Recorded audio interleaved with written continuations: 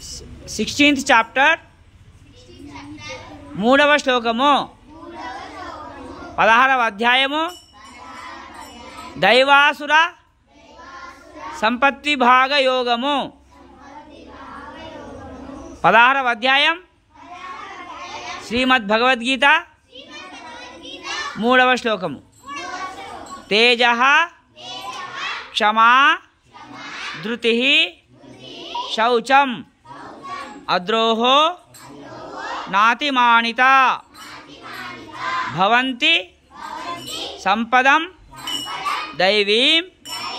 అభిజాతస్య భారత. ఓ అర్జున, తేజస్సు, క్షమ, ధైర్యము, శౌచము, బాహ్యశుద్ధి, అద్రోహము,